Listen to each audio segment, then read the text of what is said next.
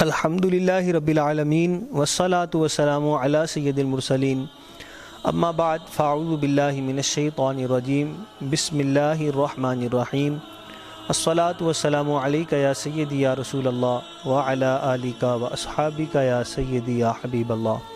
السلام علیکم ناظرین و سامعین حضرات، ہم آج کا اپنا یہ پروگرام میرے رسول کی آنکھوں کی ٹھنڈک لے کے آپ کی خدمت میں حاضر ہوئے ہیں۔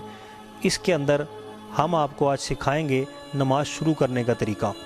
بہت سے مسلمان ایسے ہیں، کثیر تعداد ہے، جو نماز تو پڑھتے ہیں لیکن نماز صحیح طور پہ اس کے ارکان، اس کا خشوع و خضوع، اس کے رکوع سجود ادا نہیں کر پاتے۔ خشوع و خضوع اور خلوص یہ تو نماز کے اندر ہونا ضروری ہے، یہ تو دل کا معاملہ ہے، دلوں کی حالت اللہ تبارک و تعالی جانتا ہے، لیکن کم از کم ہماری ظاہری بناوٹ شریعت مطہرہ کے مطابق ہو، جس طرح نبی پاک صلی اللہ تعالیٰ علیہ وسلم نے نماز ادا فرمائی ہے، کم از کم وہ طریقہ، وہ انداز تو ضرور ہونا چاہیے۔ اگر اس طریقے سے، اس انداز سے نماز نہیں پڑھیں گے تو ہماری نماز، ہماری عبادت رائے گاں اور بیکار ہوگی، ہمارا جو وقت ہے وہ بھی سارا ضائع ہوگا۔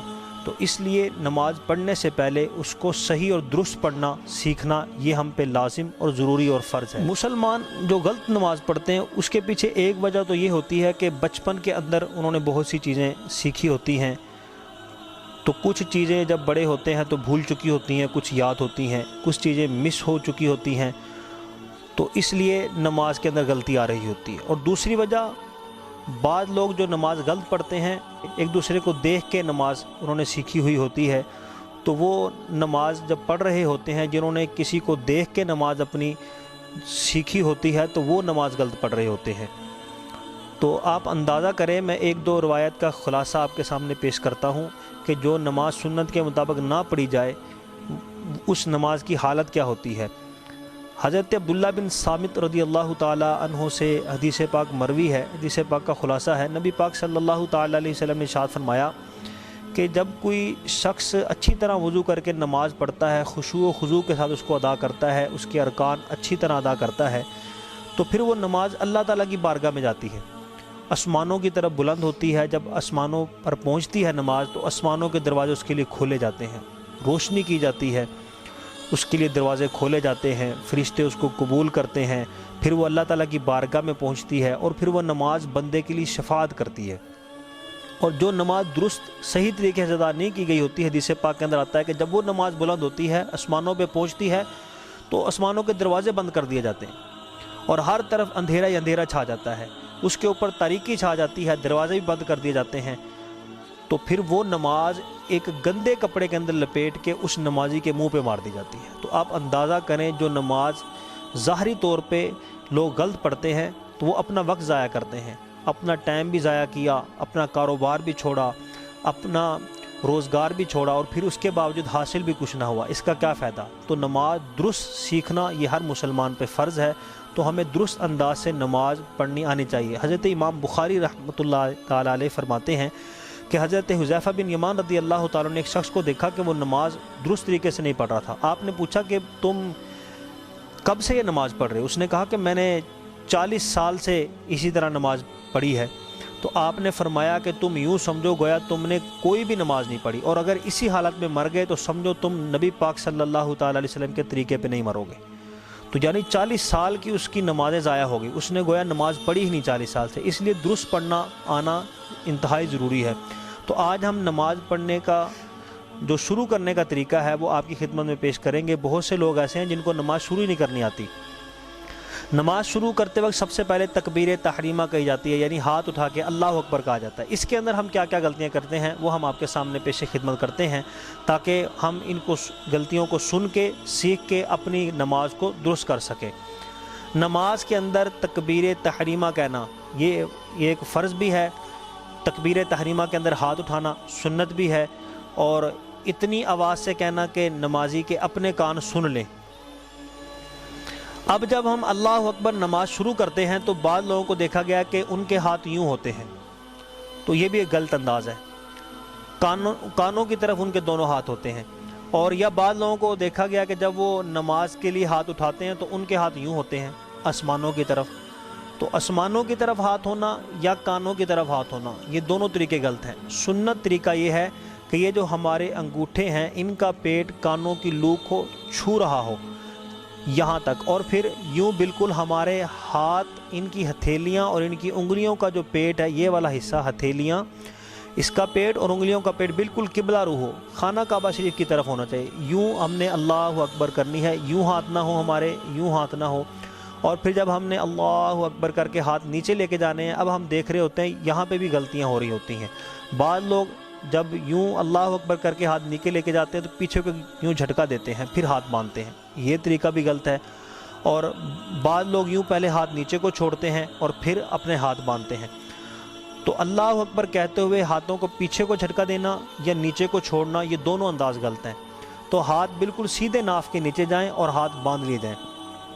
اور یہ جو ہماری انگلیاں ہیں، جب ہم نے اللہ اکبر کہنا ہے، تکبیر تحریمہ کہنی ہے، تو نہ یہ انگلیاں بند ہوں نہ کھلی ہوئی ہوں، نارمل حالت کے اندر، یعنی بالکل تکلف نہیں کرنا، نارمل حالت کے اندر ہو تو یوں انگلیاں بالکل سیدھا قبلہ رخ ہوں اور نہ کھلی ہوئی ہوں نہ بند ہوں، اور یہ انگوٹھوں کا پیٹ کانوں کی لو کے ساتھ لگے، اور یوں سیدھا اللہ اکبر کہتے ہوئے بغیر جھٹکا دیے، بغیر ہاتھ چھوڑے، یوں ناف کے نیچے ہم نے ہاتھ باندھ دینا ہے۔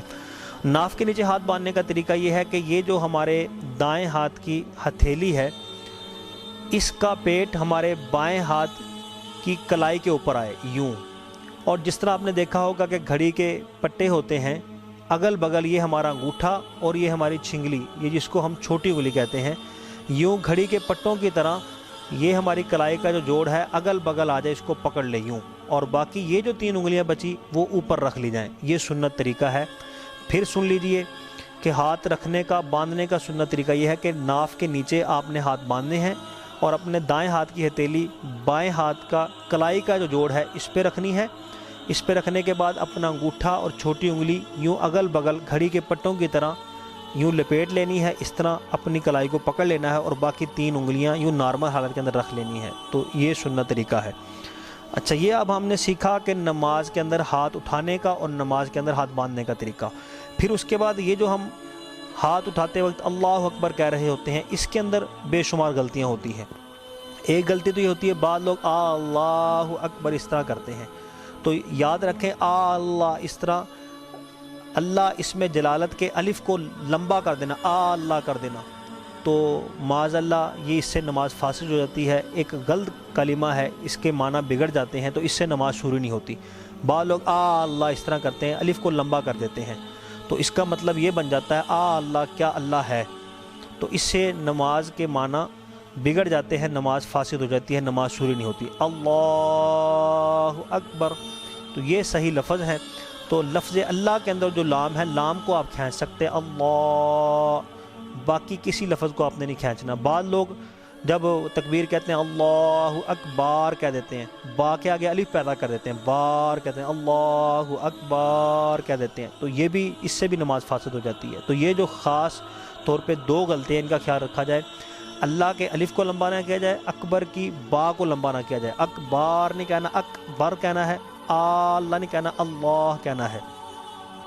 تو اور دوسرا، جب ہم نے نماز پڑھنی ہے جماعت کے ساتھ پڑھیں یا اکیلے پڑھ رہے ہوں، تو نماز کے اندر جب ہم نے اللہ اکبر کہنا ہے، اتنی آواز سے کہنا ہے کہ کم از کم ہمارے کانوں کو آواز سنائی دے۔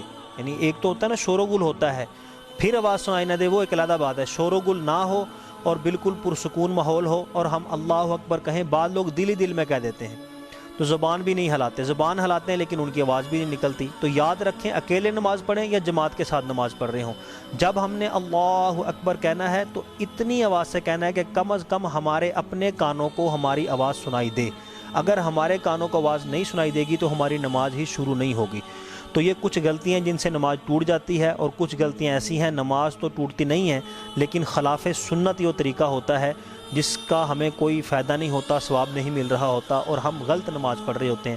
اسی طرح ایک انداز یہ بھی دیکھا کہ جب اللہ اکبر کرتے ہیں تو بعض لوگ یوں گردن کو پہلے نیچے کرتے ہیں، یعنی قدموں کی طرف دیکھتے ہیں، تو یوں اللہ اکبر نیچے گردن جھکا کے کرتے ہیں۔ تو یہ بھی انداز رکھیں، جس طرح ہم نے ہاتھوں کو قبلہ رو کرنا ہے، اسی طرح ہمارا جو سر ہے، ہماری جو آنکھیں ہیں، یہ بھی خانہ کعبہ کی طرف ہونی چاہیے. ہماری گردن نیچے کو نہ جائے، ہماری گردن، ہمارا سر، ہماری آنکھیں، ہمارا پورا چہرہ یہ بھی قبلہ رخ ہو. اللہ اکبر. اس طرح یوں نارمل انداز میں بڑے سکون کے ساتھ، تحمل کے ساتھ نماز کی نیت باندھی جائے. وآخر دعوانا ان الحمد للہ رب العالمین.